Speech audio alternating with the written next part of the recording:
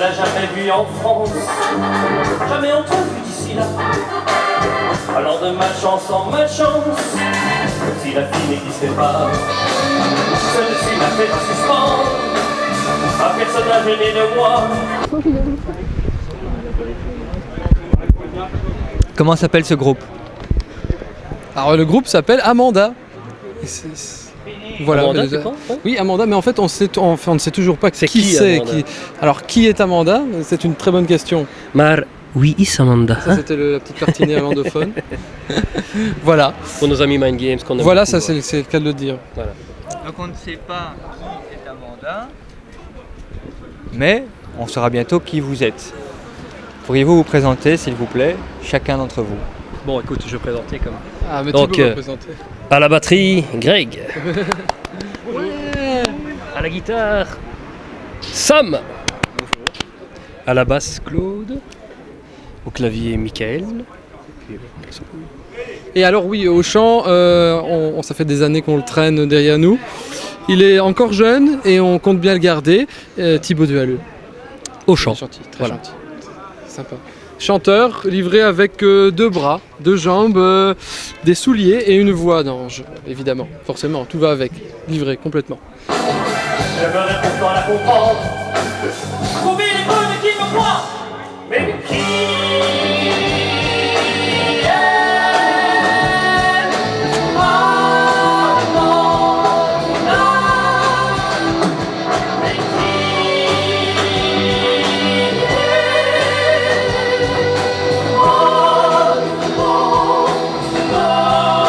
Alors, qui a créé ce groupe et quelle est l'ancienneté de chacun de vos membres?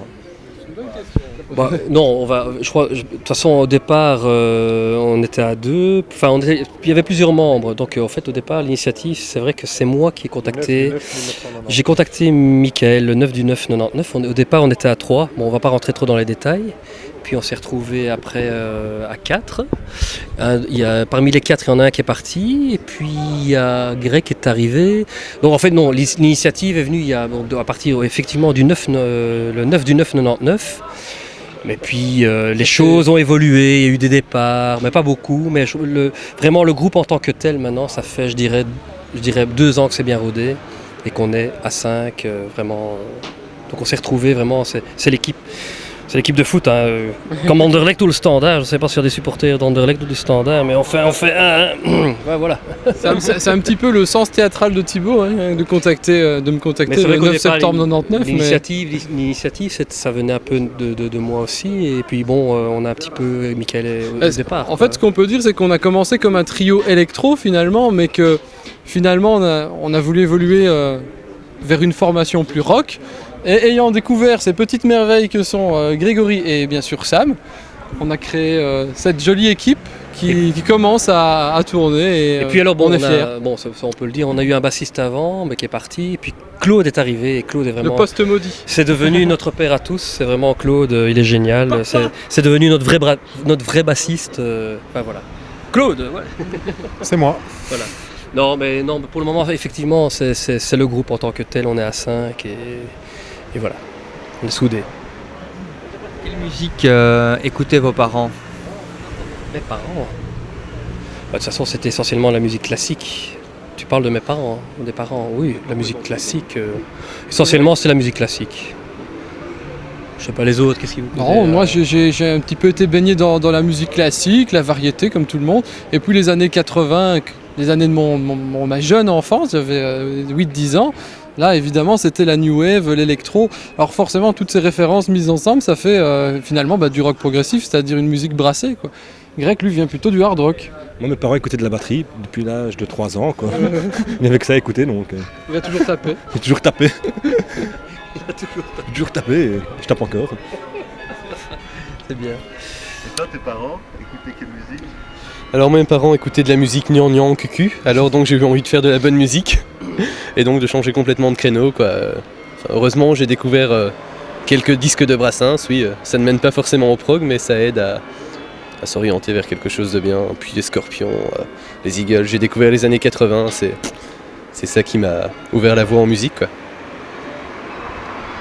Allez, Mais papy. moi j'ai oublié le nom, c'était Strangers in the Night. Je ne sais même plus qui chantait ça. Frank Sinatra. Voilà, c'était ça. Voilà.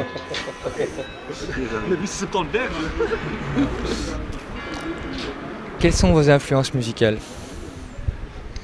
Oh, Non, mais Quelles attends, sont tes non, mais influences c'est, musicales non, mais, mais non, non, mais je crois qu'on a, c'est ça qui est génial, c'est que dans le groupe, je dirais, on vient d'horizons complètement différents. Bon, moi, effectivement, j'ai baigné dans la musique des années 70, 80, donc qui était le prog, qui était à ce moment-là, qui était quand même la musique de pointe comme Yes, Genesis. Mais ce qui est chouette, c'est que Michael comme Sam, qui sont plus jeunes que moi, ils ont découvert ça par après. Et on s'est retrouvés tout à fait sur la même longueur d'onde par rapport à cette musique qui était le prog. Bon, je veux dire, moi j'étais fortement influencé parce que j'avais des frères qui étaient plus âgés que moi. J'étais le plus jeune et alors j'ai eu la chance même de voir The Wall, Pink Floyd en 80 quand j'avais 15 ans, des trucs comme ça, Genesis, Roxy Music, enfin il y avait plein de... Donc moi ça c'est vraiment mon influence, ça c'est clair. Et puis par après je crois que c'est venu tout à fait naturellement. Et c'est ça qui est chouette, c'est que quelque part, le prog, c'est quelque chose qui dépasse les générations. Mais bon, on nous dit qu'on fait du prog, mais essentiellement, bon, nous au départ, on n'était pas censé savoir qu'on je faisait pense du prog. que aussi il faut dire que Greg vient du hard rock, Sam a écouté beaucoup de chansons françaises et puis du Malmsteen des années 80. Moi je suis tombé dans le prog par hasard, écoutant beaucoup d'électro auparavant. La base prog c'est évidemment Thibaut et Claude, mais je pense que le prog finalement c'est aujourd'hui un style de musique où on peut être libre, donc c'est-à-dire où tu peux t'exprimer librement, sans contrainte, je dirais, commerciale entre guillemets. On peut vraiment développer une musique hors des formats standards et ça c'est vraiment chouette parce qu'on est libre et donc on peut vraiment s'amuser et communiquer ce dont on a envie évidemment. Donc là c'est vraiment une aubaine d'être lié au rock progressif et d'être aussi à la convention aujourd'hui forcément. Et même si c'est vrai qu'on a un côté un petit peu plus pop, plus direct, le progressif je pense que c'est ça, c'est la liberté en fait, je pense. Qu'est-ce que tu appelles le côté plus direct? Le côté plus direct, c'est qu'on a un petit côté un peu plus pop en fait. C'est-à-dire qu'on ne cherche pas nécessairement des formats compliqués, ni des musiques plus développées. On essaie d'être spontané. Je pense que notre musique nous ressemble vraiment. Enfin, Sam apporte vraiment ce côté un peu plus direct, un peu plus lourd, émotionnel. De mon côté, j'essaie de soutenir tout ça. Thibaut, avec sa voix particulière, vient agrémenter. Le côté baroque.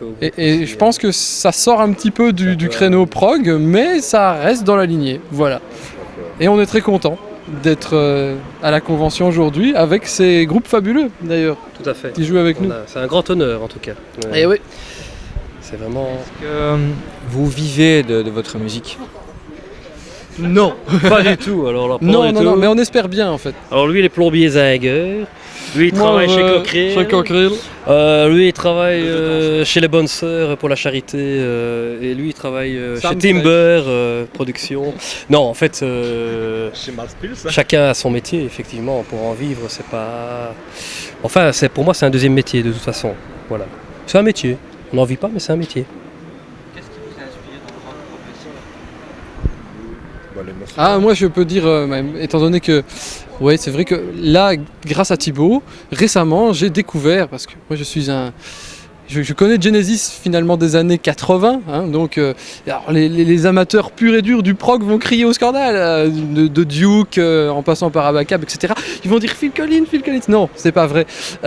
Moi j'aime bien cette musique, ce côté direct, un peu rythmique, etc. dans la lignée des années 80. Et Thibaut m'a fait découvrir, s'il est tard, Genesis, et j'étais voir Musical Box cette année. Pour moi, était le vrai Genesis. Et de Temps Gabriel, franchement, voilà. c'est quelque chose. Je Ouais, pense que ça- depuis Queen, je n'ai pas entendu une musique aussi bouleversante, va-t-on dire. Et je dois dire que on commence à s'influencer chacun musicalement, et c'est puis une ça- très bonne ça reflète, influence. je dirais, sur le travail du groupe et tout Oui, le oui. monde, hein, ça c'est clair. Donc le prog, c'est ça en fait. Hein.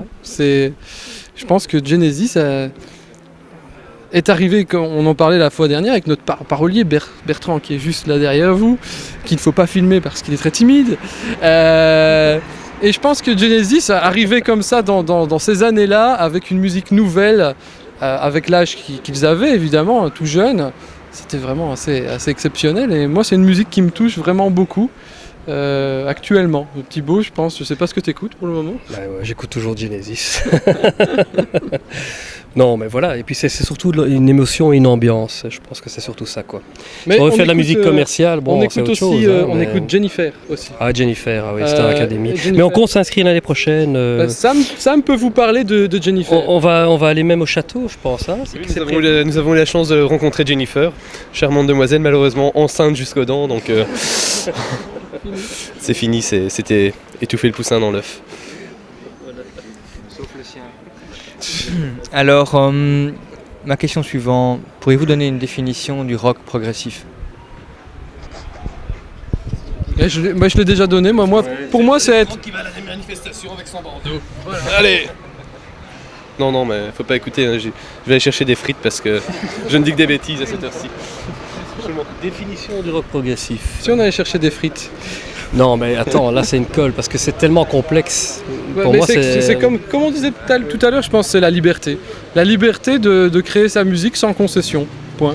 Oui, c'est ça. C'est-à-dire que dans le progressif, tu es en dehors des schémas classiques où tu dois faire un morceau de 3 minutes. Quoique dans le progressif, il y a des morceaux de 3 minutes qui sont formidables.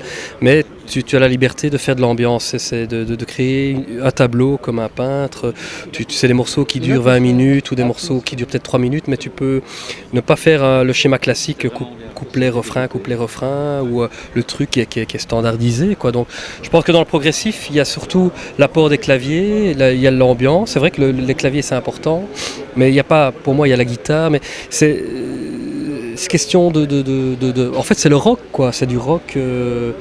Rock blues, enfin bon, il y a toutes les influences. On peut se laisser Moi je dirais, moi mon premier album que mes frères m'ont fait écouter parce que j'étais le plus jeune, c'est les Slade, mais j'adore les Slade. C'est peut-être pas du rock progressif, mais c'est quand même grâce aux Slade qu'il y a eu aussi du rock progressif, quoi. Donc, je sais pas, c'est une ambiance, c'est du rock and roll, c'est voilà. Faut pas une douce corte et une traversière pour faire des problèmes. Non, pas spécialement. Enfin, je sais pas, c'est complexe.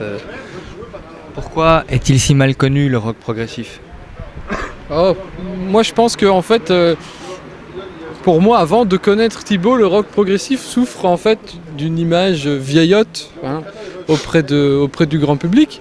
Mais je pense que avec Thibaut, j'ai découvert des gens formidables, ouverts d'esprit, et je pense que moi je crois vraiment dans les années à venir à peut-être un renouveau des musiques alternatives, progressives, etc. Pourquoi ? Parce que je pense que les gens sont pas dupes et un jour ils se rendront compte que les produits formatés qu'on leur fait bouffer à longueur d'année sont pas nécessairement ce qu'il y a de meilleur.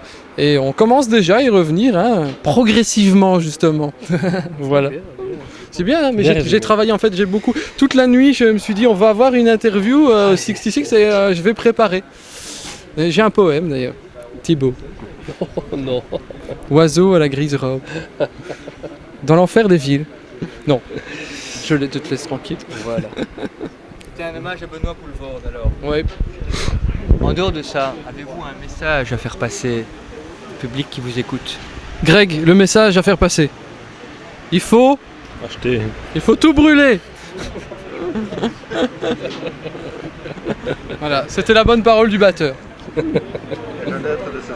Renaître de ses cendres. Ah, dis Une ah. question, vous produisez vous-même ou bien vous avez un label? Ouais, c'est moi qui parle. Zut. Alors, en fait, quand on a sorti le premier album, on a été confronté à pas mal de problèmes parce que, évidemment, on n'avait pas de structure, donc on a créé notre propre structure, un petit label qui s'appelle Polyphem, qui a d'abord, je dirais, encadré Amanda, et aujourd'hui, il commence à accueillir, je dirais, d'autres groupes. Pas nécessairement dans le progressif, mais dans les musiques qui ont quelque chose justement d'extraordinaire, un petit quelque chose en plus qu'on ne trouve pas nécessairement au supermarché, etc., entre le rayon charcuterie et le rayon bricolage. Donc on essaie avec nos petits moyens d'encadrer Amanda et d'autres groupes. Il y a plusieurs choses prévues pour l'année prochaine avec notre petit label. Et j'espère que sans vouloir en vivre, on arrivera à survivre et peut-être à partager avec de plus en plus de monde notre travail, parce que c'est quand même ça qui est gratifiant. Quand on voit le public aujourd'hui, la réaction, on est vraiment aux anges, on va dormir en faisant de beaux rêves et je pense que c'est que du bonheur, voilà.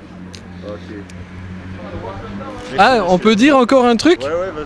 Quand même, parce que là je vais quand même promouvoir mon produit, et notre petit bébé qui vient de sortir. On a un single démo qui s'appelle Voilà, qui est en fait un prémisse de l'album qui sort au printemps prochain, qui s'appellera La Maison de Ce sera Flore. notre deuxième album. Deuxième album après qui est Amanda. Et bon, le groupe évolue, on s'amuse bien et on espère que vous aimerez l'album autant que le single qui est disponible aujourd'hui au 66 et que vous avez découvert sur scène. Et voilà, petite publicité, comme quoi. Hein, voilà. Merci et bonne chance. Merci beaucoup. Vous nous autorisez à utiliser ces Ah, vous avez une charmante preneuse de son. Ah ouais, j'adore Voilà. aussi, c'est ma femme. Fabuleux. On Extraordinaire. pourra utiliser ces images, vous nous autorisez. Mais vous pouvez utiliser les images, oui. D'accord. Du bassiste, du batteur, du chanteur et du guitariste. Merci et bonne chance.